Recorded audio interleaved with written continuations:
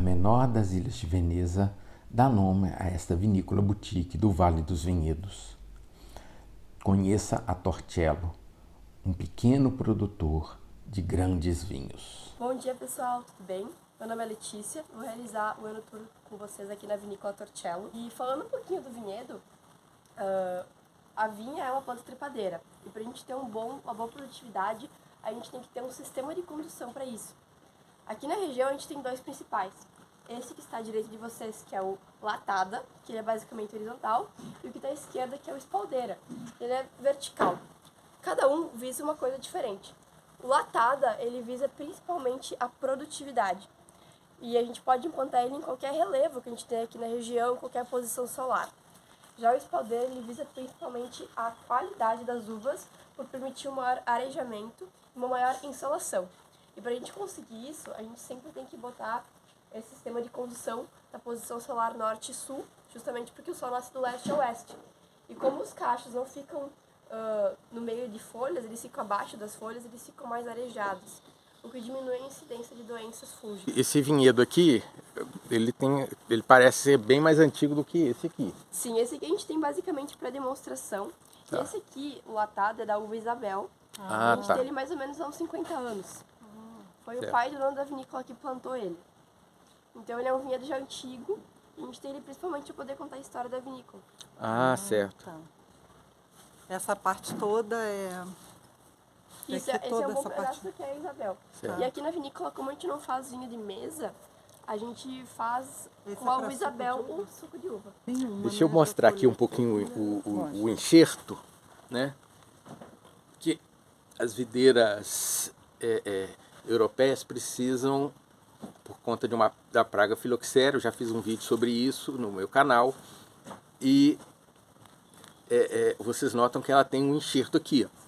Isso aqui é um pé de videira americana, certo? E aqui dela foi enxertada um pé de videira europeia. Qual que é essa variedade? Marcelô europeia, e a do porta-enxerto é o Pauses 1103. A videira americana vai proteger da praga e a videira europeia vai manter as suas características de vitis vinífera para fazer a produção de uvas de qualidade para o vinho.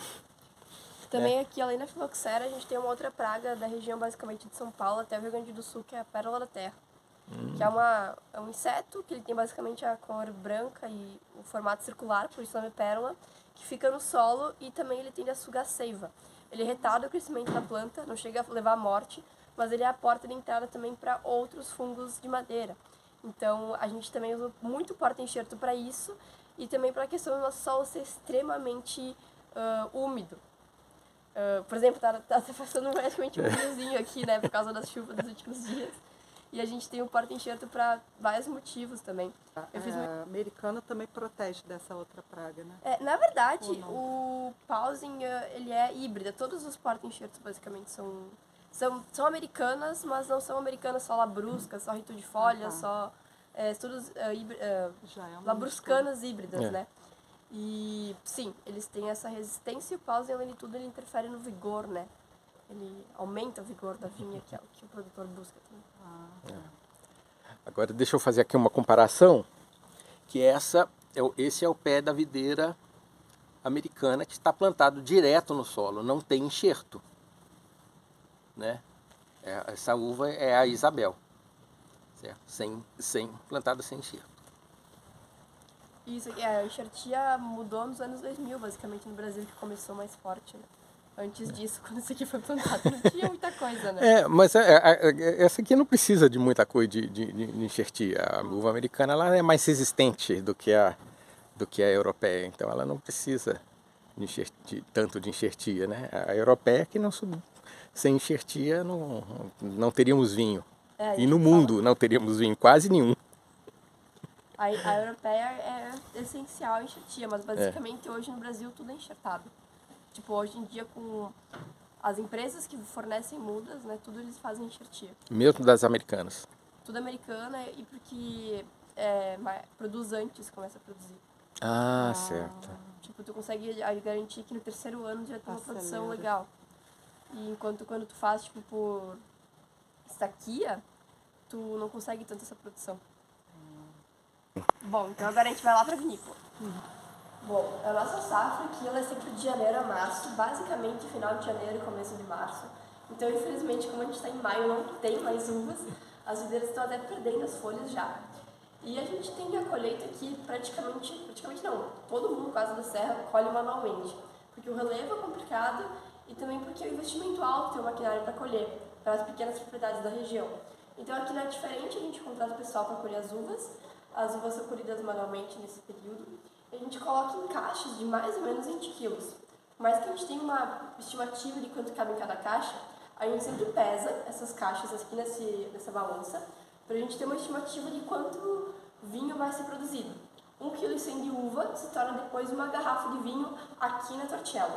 A gente tem essa média nos últimos anos. Provavelmente a safra 2022 não foi isso, por causa que deu aquela seca absurda, então não rendeu tanto a produção. Depois que as uvas são pesadas, a gente anota, faz algumas análises de açúcar também, a gente traz as uvas aqui para essa máquina, que a gente chama ela de desengaçadeira. O nome já diz basicamente o que faz, ela vai desengaçar a uva, isso aqui vai girar, as uvas são despejadas aqui, isso aqui vai girando, e é nesse processo que quebra a casca, libera a polpa da uva, e o engaço, aquela parte verde que liga os grãos, fica separado. Daí aqui a gente acopla uma bomba, uma mangueira, aqui embaixo nesse canto, e aí a gente leva com essa bomba, com essa mangueira, que na verdade não é vinho ainda, né? É um mosto, é um líquido bem grosso, com casca, com semente, para um desses 3 tanques que estão à nossa frente. Esses 3 tanques são os tanques fermentadores. A gente deixa o mosto fermentando mais ou menos 7 a 12 dias, e é ali que acontece a transformação do açúcar em álcool. E quem faz esse processo são as leveduras. E para garantir que a gente tenha fermentação, a gente coloca leveduras selecionadas.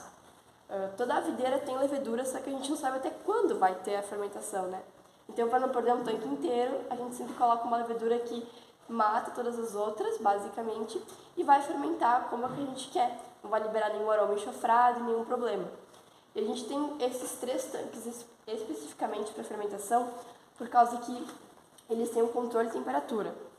Os dos lados têm uma cinta ao redor, o do meio tem uma serpentina. Esse da serpentina é dentro, então dá pra ver, mas a gente fermenta daí mais ou menos de 18 a 25 graus, que é a temperatura que a levedura consegue trabalhar melhor. Aí em seguida que a gente faz esse processo de fermentação, mais ou menos 12 dias, vamos arredondar, a gente traz também com banco e com mangueira para um desses tanques aqui. Ou o tanque que estiver livre, basicamente, que é só um tanque para o vinho ficar um tempo. E aí, a gente deixa aqui basicamente para o vinho sofrer a decantação. A gente não usa filtro aqui na vinícola, a gente só tem esse processo de decantação mais lento, para justamente não mudar as características do vinho em si. E também é nesse processo que se formam os cristais de bitartarato de potássio, uma relação normal da uva, né, porque tem muito potássio, muito tartarato, e forma isso sempre. Então aqui basicamente é para a casca, a semente que vem dos tanques de fermentação virem para cá, se acumularem ao fundo e formar os cristais. Tá. E também é onde acontece a fermentação manular. São 2 tanques. E Malbec, a gente tem uvas diferentes aqui, é uma vinícola boutique, então a produção é um pouco pequena. E a gente não tem muito como expandir para os lados, então os tanques têm que subir. E o que a equipe encontrou para conseguir manter a produção no espaço pequeno que a gente tem é fazer assim. Então são 2 tanques diferentes. Aí eles têm que, ter essas aberturas maiores, porque literalmente entra alguém ali dentro e tira. Então tem que ser sempre só meio magrinho para conseguir trabalhar nessa parte. Porque não é qualquer um que entra. E daí, enfim, sabe como nesses casos aqui tem escada, né? Para tirar realmente o que fica acumulado ao fundo. E os tanques embaixo eles são afunilados, né? Justamente para precipitar. E daí a gente tira depois o líquido pelas mangueiras de cima. Que daí a gente sai basicamente limpo. Legal. E aqui a gente não tem um período exatamente certo, vai de 4 a 8 meses mais ou menos. Depois eu vou explicar o motivo. E agora a gente vai aqui para as barricas. Muito bom. Depois a gente traz os vinhos aqui para as barricas. Aqui na Torcello a gente usa carvalho americano. Não é porque é certo, porque é errado, é porque é a proposta que a vinícola traz. E o carvalho americano ele traz notas mais adocicadas ao vinho. como cacau, baunilha, coco. E a gente deixa o vinho basicamente aqui 4 ou 12 meses. Algumas exceções ficam 18. E aí, a gente fez o primeiro uso da barrica para nossa linha premium, porque também a gente só tem um primeiro uso. E o que acontece? A gente pode pensar a barrica como um sachê de chá. Primeira xícara que tu colocar o chá vai trazer mais característica. Segunda menos, terceira menos, quarta menos ainda. Mas isso não é exatamente certo ou errado, são gostos. Tem pessoas que gostam de vinhos mais amadeirados, pessoas que não gostam de vinhos tão amadeirados. E o que acontece? A barrica, ela traz características ao vinho, diferente do inox. E ela faz também uma micro-oxigenação no vinho. Então, ela basicamente também, nesse processo de trazer característica, absorve um pouco de vinho. E a cada 10 dias a gente tem que vir aqui e completar as barricas com em torno de 150 ml de vinho. Porque se a gente deixar sem nada, deixar ar ali dentro, pode ser que venha um fungo, vire vinagre, aconteça algum BO e a gente não quer perder a barrica nem o vinho. Então é por isso que a gente tem que vir a cada 10 dias e completar as barricas. E o que acontece? Hoje fechou exatamente 12 meses do patamar perfeito, tenho que tirar porque não sei o que tem que tirar. Só que eu não posso tirar o vinho e não ter outro para colocar depois. Sempre que sai um vinho tem que entrar outro. Porque se eu deixar isso aqui aberto, que passou vinho sem nada dentro, vai dar algum BO depois. Vai dar algum problema. Então sempre que sai um, entra outro. E pra gente ter uma logística legal, a gente tem que às vezes deixar um pouquinho mais do tanque de inox ou um pouquinho menos. Mas desde que decantou, fez a fermentação malolática e também formou os cristais, pode vir pra cá logo em seguida. Mas às vezes, né, tem que fazer um joguinho pra deixar tudo certo. Tá ótimo. Certo? Certo. E as barricas, elas são tosta média.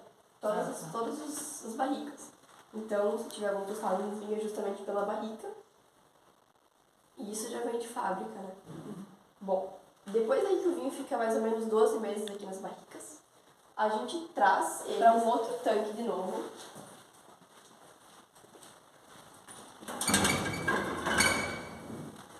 A gente traz ele para outro tanque, aí seja qualquer tanque, não tem exatamente uma exigência, tem que ser isso aqui. Certo. Por causa que a gente tem várias barricas com o mesmo vinho. E eles podem ter uma pequena diferença entre um e outro. Então a gente traz no mesmo para a gente fazer uma homogeneização. E para fazer algumas análises, ver se está tudo certo com o vinho antes da gente engarrafar. Também análise sensorial, análise de laboratório. Depois que o vinho ficou homogêneo, a gente fez as análises, a gente tem que envasar ele. Daí a gente traz o vinho para esta máquina aqui.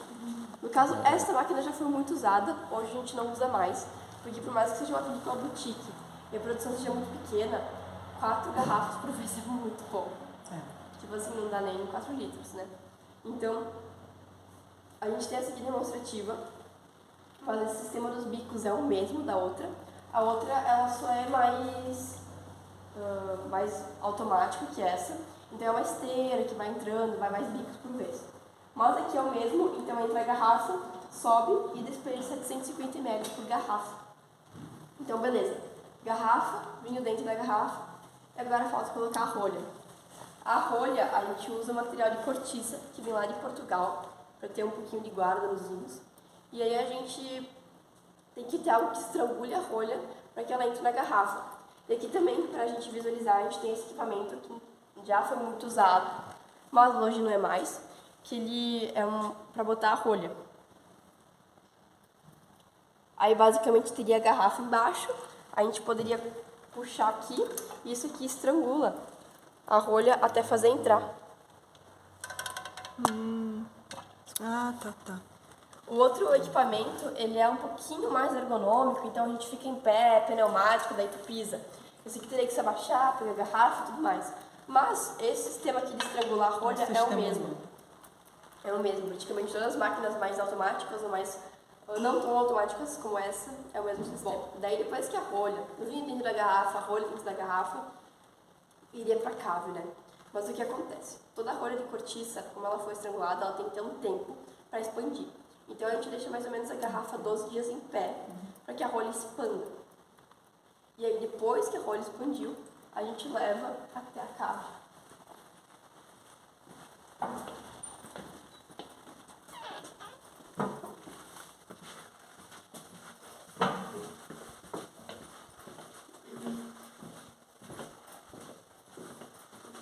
Bom, aqui na cave os vinhos tintos ficam pelo menos 6 meses antes da gente vender. A ideia é que é nesse processo que as características deles vão ficando mais integradas, o tanino mais aveludado, ele vai envelhecendo. A gente escolheu esse espaço para ser a cave por causa que aqui é basicamente um porão, aqui ao redor é aterrado, então dá pra ver que até a temperatura aqui é um pouquinho mais quentinha que lá fora, e no verão, graças a Deus, é mais fresquinho. Eu vim até fazer um intervalo aqui no verão. E aí a gente deixa aqui que daí não tem que ter o custo da climatização. E as garrafas, a gente deixa elas deitadas porque assim, o vinho fica em contato com a rolha com o ar e assim acontece outra microoxigenação no vinho. Por isso que não se guarda em pé ou de qualquer outra forma. E as garrafas aqui estão todas cheias, a gente empilha elas todas à mão. E a gente coloca o rótulo depois por 2 motivos diferentes. Quando a gente está aqui pegando as garrafas e faz esse processo rápido, acaba riscando o rótulo. E além disso, por mais que a gente deixe a garrafa em pé, sempre há uma rolha que vaza um pouquinho, que tem algum problema. Como é o caso desse aqui. Não é tão gritante, mas é um caso. Ah, sim.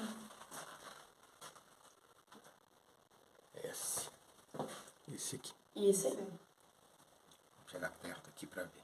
Esse caso acho que até chega aí para um vinagre que a gente tem para consumo próprio, mas se não, vai tudo pro ralo. Esse aqui também é ou é a mesma coisa? Não, ali é por causa que Não, a aqui é máquina o- botou errado, sabe?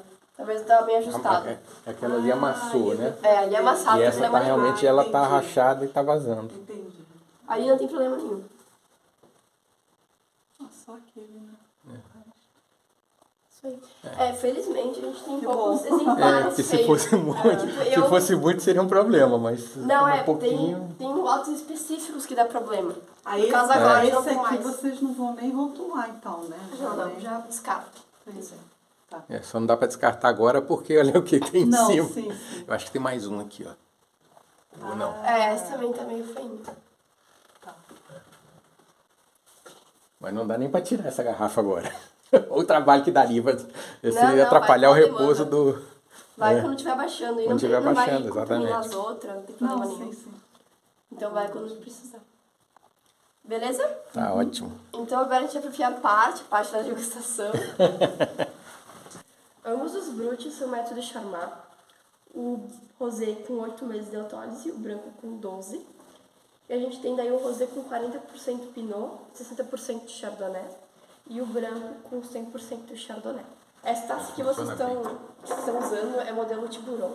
Ela é bem legal porque a gente consegue analisar a perlagem. Olha, é mesmo. Que legal. Nossa, ela é ótima. Adorei. Ela é uma taça que dá tanto pro vinho quanto pro espumante. Deixa eu mostrar a taça aqui pra. Ui. Mostra ali a perlagem. E nesse caso Pra aqui, verificar a perlagem aqui bem pequenininha, as bolinhas muito pequenininhas e com muita É sinal de intensidade de qualidade perlagem. Isso é também. sinal de qualidade. ele tem um rosé, porque por mais que ele tenha 40% de Pinot Noir, ele tem uma cor muito delicada. E a gente tem essa cor delicada por causa que deixa apenas 4 horas em contato com a fermentação, o Pinot. Então ele não extrai tanta cor. Por isso que ele tem essa cor mais delicada e a proposta é fazer um Brut Rosé com essa cor casca de cebola. É um nome muito legal, mas é literalmente essa cor. A proposta com ele é fazer um espumante mais fácil da gente harmonizar, mais fácil de degustar. Então ele não é tão seco, tão pesado. A vinícola tem uma gama de 10, 15 espumantes, então os que a gente faz são espumantes escurinhos. Eu queria fazer um comentário sobre o espumante, Claro. que eu achei que ele tem uma persistência em boca impressionante. Bastante, né? Eu tô sentindo até agora. Muito. Né? E eu queria perguntar, o vinho base não passa por barrica não, né? Não, a gente não usa barrica para espumante, é só de tanque de inox mesmo. Ótimo. Isso realmente mantém essa bem a delicadeza. Sim, aqui o espumante a gente faz lá na Punto Nero. Por causa que a gente não tem tanque com controle de pressão. E além do tanque, tem toda a estrutura para te envasar com pressão. Então a gente faz tudo lá. Os dois são charmar, né? Os dois charmar. Mas charmar longos, né? Então se aproxima um pouquinho mais de champenoise. Não é aquele charmar de 45 dias. Bom, esse que eu coloquei acima da mesa são outros vinhos na nossa linha tradicional. Os 3 tintos. Ficam 12 meses no carvalho americano já utilizado. Sauvignon Merlot 2019 e os demais 2018. E o Moscato Diallo, ele é o único vinho que não passa por barrica da vinícola. Ele é muito aromático, frutado, floral. Ele é um vinho para tomar bem gelado. E quando a gente pensa em moscato, já pensa em vinho suave ou moscatel, né? Mas esse aqui é um vinho seco. Então ele é um pouquinho diferente. Daí a gente tem o Chardonnay e o Pinot, da linha Premium. Os dois com 4 meses, no carvalho americano. Aí de primeiro uso, porque por mais que sejam vinhos elegantes, a gente deixa primeiro uso para a linha Premium. O Chardonnay hoje é o vinho mais vendido. E o Pinot da safra 20, que foi uma safra muito boa que a gente teve nos últimos anos. Temos essas duas opções da linha Premium. E também a gente tem os dois perfeitos. Aí os perfeitos hoje, a gente tem o Malbec e o Ancelotti. Os dois, a gente faz um controle de 1 kg de uva por pé para fazer essa linha. Então a gente só traz a vinícola as caixas sadios bem formadas, uma boa maturação de açúcares e fenólicos, de compostos fenólicos. E aí a gente deixa 12 meses no carvalho americano, aí de primeiro uso também. E eles são vinhos com potencial de guarda um pouquinho maior. Enquanto os tintos da linha tradicional têm 7, 8 anos de potencial de guarda, esses aqui uns 10, 12 anos. Bom, o próximo vinho escolhido foi o Moscato Diallo. Ele é o único que não passa por barrica. E no rótulo dele a gente encontra a praça de São Marcos, em Veneza. Que Torcello não é um sobrenome, né? Torcello é uma das menores ilhas de Veneza. E a vinícola Torcello é uma das menores vinícolas do Vale dos Vinhedos. Então a gente buscou esse rótulo retratar a praça do padroeiro da cidade. Mostrei pra vocês então. O leão de Veneza aqui, que é o símbolo da vinícola. E o próximo vinho que a gente vai degustar vai ser o outro branco da casa, que é o Chardonnay. Chardonnay é uma uva que das brancas é a mais cultivada na região, tanto que dá pra gente fazer espumante como vinho. E da vinícola é o vinho mais vendido. O que a gente mais tem são vinhos tintos barricados, no entanto que mais deu certo foi o Chardonnay. Só na pré-venda dele foram mais de 1.500 garrafas. Então assim, já saiu disparado como o mais vendido. Ele é um Chardonnay da linha Premium, então ele seria um Chardonnay Gran Reserva, com 4 meses do carvalho americano de primeiro uso, safra 2021. E o Pinot da vinícola também é da linha Premium, tem uma proposta de elaboração muito próxima do Chardonnay. Então os dois ficam 4 meses no carvalho americano de primeiro uso. O Pinot Noir a gente fez apenas 3.000 garrafas, e ele é safra 20, então para um Pinot já tem um tempinho legal, tem 2 anos.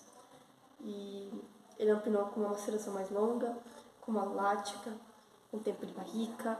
Então muitas pessoas falam que às vezes Não pela parece cor Pinot. não parece um Pinot. Bom, agora o próximo vinho vai ser o Taná. Taná a gente já pensa que cara no Uruguai, né? Mas esse aqui é um Taná bem mais avulgudado que o Taná uruguaio. E esse é daqui? Daqui da região. Isso aí, então é outro terroir, outra proposta de vinificação também. E ele fica 12 meses no carvalho americano, daí segundo, terceiro, quarto uso, porque é da nossa linha tradicional, que seria uma linha reserva, basicamente. Escrito aqui, assinado. Rogério Carlos Valduga, Ah, tá. que é o nome do dono da vinícola. O Rogério, ele produzia vinhos ali pelos anos 95, 2000, aí ele começou a cuidar de uma vinícola. Aí ele vendeu a outra empresa que ele tinha e abriu a vinícola em 2005, o varejo em 2007. A família dele mora aqui na frente. Nessa casa tem uma casa branca e tem uma casa begezinha mais clara. Ele nasceu ali, já tinha esse terreno. Então ele construiu e foi evoluindo a vinícola com o tempo. O pai dele é o Remy Valduga, que é um senhor bem conhecido na região, porque ele foi viticultor, produzia uvas, e depois ele se tornou escritor. Então a gente tem alguns livros aqui em cima, que são em homenagem a ele. Esse aqui que tá faltando. É o vinho mais conhecido, que é o Sangue de Imigrante, que conta a trajetória da família Valduga vindo ao Brasil. E a gente, daí enfim, já tinha toda a história, já tinha toda essa questão, né? E ele resolveu abrir a vinícola. E hoje, por ano, a gente faz mais ou menos 35.000 garrafas entre vinho e espumante e 5.000 de suco. Então é uma produção bem pequenininha, não chega em pão de açúcar, mercados em geral. Tem algum que a gente tem também um vinho, que é o vinho ícone da vinícola. Esse eu não tenho provas, que é o Remy Valduga, que é uma homenagem ao pai do dono. Tanto que tem as letras e a pena, representando o amor da paixão dele, que é a escrita. E esse vinho aqui a gente só fez em 2015 e 2018, e sempre foram assemblagens, cortes diferentes. Em 2018, o Rogério usou as 6 uvas tintas que a gente tinha na vinícola. Então, Merlot, Cabernet, Taná, Malbec, Ancelotti e Pinot. Cada uva foi vinificada separadamente.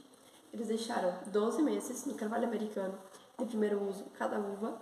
Depois, eles fizeram um corte a portas fechadas, então só eles sabem a proporção. Ah, não tem aí. Ninguém, sabe as uvas, não será por você. Sim. E aí depois, eles viram que faltava alguma coisa ainda. Então eles adquiriram mais barricas de primeiro uso e deixaram o corte pronto por mais 6 meses. Tá. Então esse aqui é o vinho ícone da vinícola, o que a gente mais, enfim, o top. E a gente, além de ser o vinho ícone, tem que passar por um decanter sem dúvida. A gente indica pelo menos umas 2 horas. Entendi.